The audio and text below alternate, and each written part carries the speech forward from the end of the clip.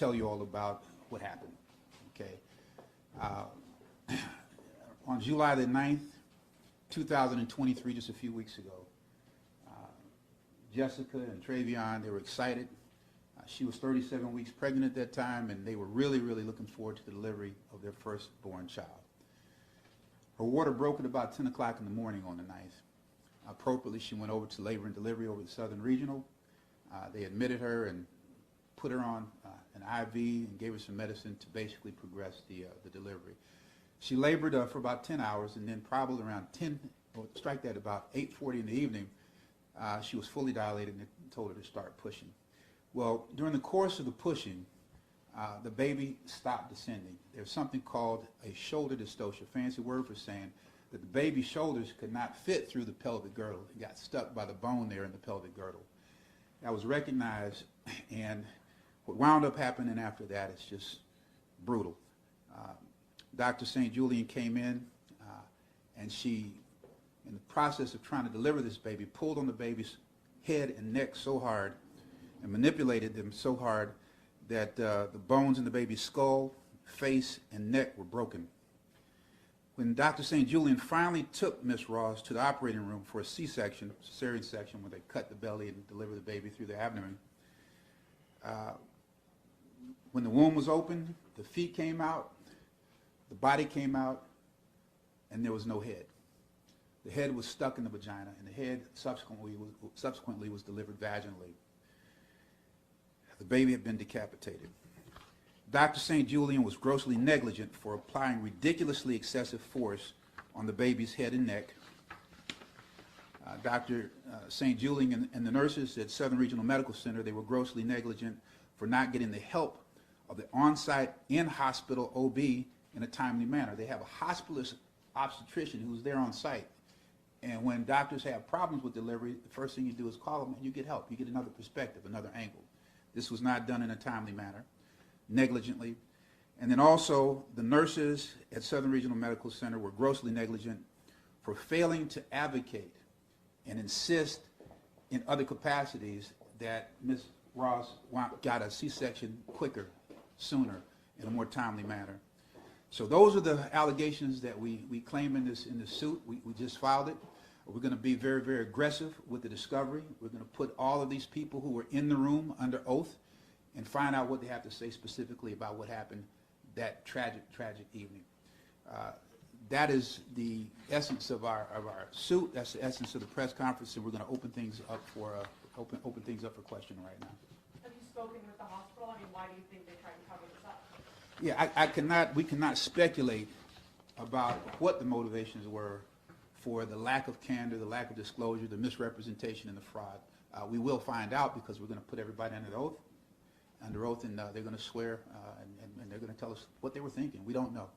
How long did it take Jessica and Trayvon to learn what happened to their child?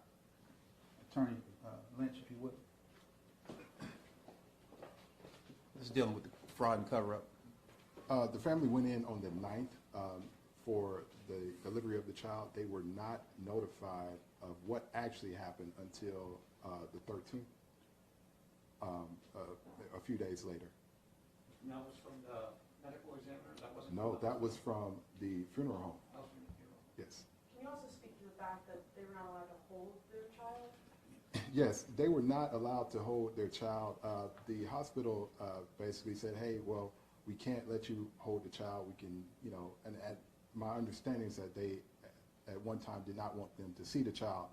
But what they did, the hospital wrapped the child up very tightly so that they could not see what actually happened, and they were able to see the child behind the glass. And let me be more specific. In an attempt to basically misrepresent and miscommunicate to the family, when they wrapped this baby up tightly, they propped the baby's head up on top of the blanket to make it appear as though the head was actually attached when it wasn't. So they actually saw the baby on the day of the delivery? The day of the delivery, it's my understanding that same day. So when I say same day, kind of went from the 9th into the 10th. So the stat C-section was called at about close to midnight. The surgery was over at 3 in the morning. The first conversation that Dr. St. Julian had with the couple was at about 5 in the morning, and that's when there was not total candor and disclosure at that time. The records reflect that Dr. St. Julian came in the next day and the next day after with the intention of actually telling the couple the truth. The couple reasonably didn't want to talk to her at that time, and finally, a day after she was discharged, there was a meeting that occurred 4 days after delivery where Dr. St. Julian came clean. Just for clarity purposes, can you kind of go through the timeline of when the birth happened or the C-section? Sure. When they learned their baby did not make it, and then when they learned what actually Okay. happened? And all of this is in the complaint, in the facts, but And can you step closer to the? yeah, all of this is in the complaint and it's in the facts, but the water broke at about 10 in the morning. They were admitted into the hospital at L&D at about 10 in the morning, 10, 11 in the morning. The labor continued at about 8:40 in the evening. That's when she was fully dilated and she started pushing. All of the shoulder dystocia and the failure to sin occurred from 8:40 until about midnight. At about 11:49 p.m., after Dr. St. Julian had been manipulating the head and the neck and the like, trying to get this baby delivered, that's when she finally called for the stat C-section. And they took Miss Ross from the labor delivery suite, which is a separate room. The operating room was just right next door. So they rolled through the doors, and then they proceeded and started with the C-section. The C-section, the baby was delivered at about 12:11. That's what the records show. You could go back to the complaint and just verify. But about 10 minutes after rolling the baby back there, the mother back there, the baby was delivered again. Half of the baby first, and then the head a couple seconds after that. And then at 5 in the morning, after the surgery was over at 3 in the morning. At 5 in the morning, that's when Dr. St. Julian came in and gave them the misinformation.